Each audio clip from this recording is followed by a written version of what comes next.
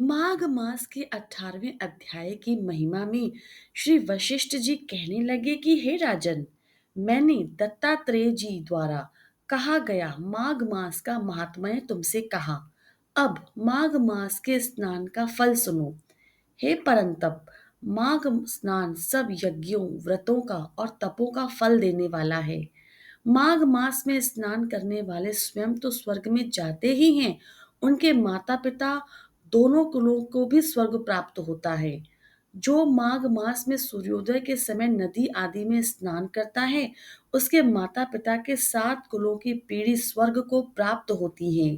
माघ मास में स्नान करने वाले दुराचारी और कुकर्मी मनुष्य भी पापों से मुक्त हो जाते हैं और इस प्रकार हरि का पूजन करने वाले पाप समुदाय से छूटकर भगवान के सदृश शरीर वाले हो जाते हैं।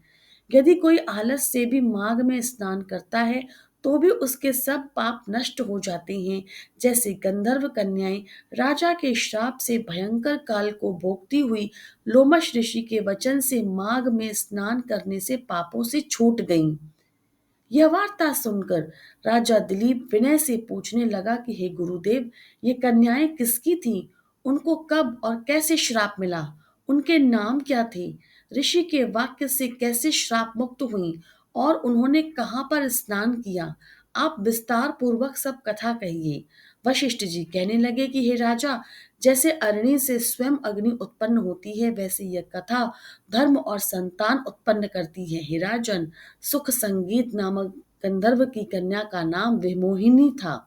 सुशीला तथा स्वर वेदी की सुममरा, चंद्रकांत की सुतारा तथा सुप्रभा की कन्या चंद्रका, ये सब 5 समान आयु वाली तथा चंद्रमा के समान कांति वाली और सुंदर थी। जैसे रात्रि को चंद्रमा शुभमयान होता है, वैसे ही पुष्य की कलियों के समान खिली बिखरी यह अप्सराएं थीं।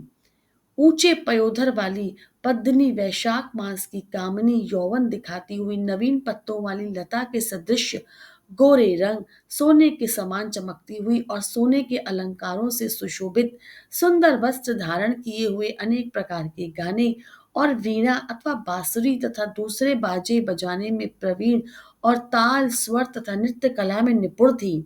इस प्रकार वे कन्याएं क्रीड़ा करती हुई कुबेर के स्थान में विचरती थीं। एक समय कौतुकवश माघ मास में एक वन से दूसरे वन में विचरती हुई मंदिर के पुष्य तोड़कर सरोवर पर गौरी पूजा के लिए गई। स्वच्छ जल के सरोवर में स्नान करके वस्त्र धारण किया। मौन हो बालू मिट्टी की गौरी बनाकर चंदन, कपूर, कुमकुम और सुंदर कमलों से उपचार सहित पूजन करके ये पांचों कन्याएं ताल नृत्य करने लगी। फिर जैसे गांधार स्वर में सुंदर गीत गाने लगी। जब ये कन्याएं नाचने लगी और गाने में लीन थी, तो उस समय आच्छोद नामक एक उत्तम तीर्थ में वेद निधि नाम के मुनि के पुत्र अग्निप ऋषि स्नान को गए। वह युवा ऋषि सुंदर मुख, कमल सदृश नयन, विशाल छाती, सुंदर भुजाओं वाला दूसरे कामदेव के समान था। शिखा सहित दंड लिए, मृग चर्म ओढ़े, यज्ञोपवीत धारण किए हुए था। उसको देखकर पांचों कन्याएं मुग्ध हो गईं और उसका रूप व यौवन देखकर कामदेव से पीड़ित हो देखो देखो ऐसा कहती हुई उस ब्राह्मण के चित्त में कामदेव का डर उत्पन्न करने लगी और आपस में विचार करने लगी कि यह कौन है। रति रहित होने से कामदेव नहीं और एक होने से अश्विनी कुमार नहीं। यह कोई गंधर्व या किन्नर या काम रूप धारण किए हुए कोई सिद्ध या किसी ऋषि का श्रेष्ठ पुत्र या मनुष्य है। कोई भी हो, ब्रह्मा जी ने इसको हमारे लिए बनाया है। जैसे पूर्व कर्म के प्रभाव से संपत्ति प्राप्त होती है, वैसे ही गौरी जी ने हम कुमारियों के लिए श्रेष्ठ वर दिया है और आपस में यह तुम्हारा वर है, यह मेरा अथवा सबका, ऐसा कहने लगी। जिस समय उस ऋषि पुत्र ने अपनी मध्याह्न की क्रिया की और ऐसे वचन सुने, तो वह सोचने लगा कि यह तो बहुत बड़ी समस्या उत्पन्न हो गई।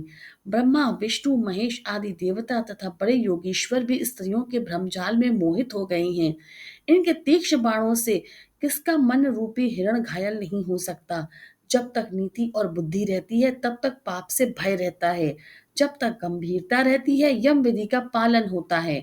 तब तक मनुष्य स्त्रियों के काम रूपी बाणों से बींधा नहीं जाता। ये मुझे उन्मत्त और मुग्ध कर रही हैं, किन गुणों से धर्म की रक्षा हो सकती है? स्त्रियों के मांस, रक्त, मल मूत्र से बने घृणित और अशुद्ध शरीर में कामी लोग ही सुंदरता की कल्पना करके रमन कर सकते हैं। शुद्ध बुद्ध वाले महात्माओं ने स्त्रियों के पास रहना कष्टकारक बताया है। सो जब तक यह पास चले आए, हमें घर चले जाना चाहिए। अतः जब तक वह उसके पास आई, वह योग बल के द्वारा अंतर ध्यान हो गया। ऋषिपुत्र के ऐसे अद्भुत कर्म देखकर वह चकित होकर डरी हुई चारों ओर देखने लगी और आपस में कहने लगी कि यह क्या इंद्रजाल था जो देखते देखते विलीन हो गया। और वह विरह की अग्नि में जलने लगी और कहने लगी कि हे कांत, तुम हमको छोड़कर कहाँ चले गए? क्या तुमको ब्रह्मा ने हमको विरह रूपी अग्नि में जलाने के लिए बनाया था? क्या तुम्हारा चित्त दया रहित है जो हमारा चित्त दुखाकर चले गए? क्या तुमको हमारा विश्वास नहीं? क्या तुम कोई मायावी हो? बिना किसी अपराध के हम लोगों पर क्रोध करते हो।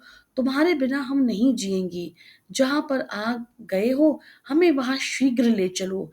हमारा संताप हरो, हमें दर्शन दो। सज्जन लोग किसी का नाश नहीं देखते।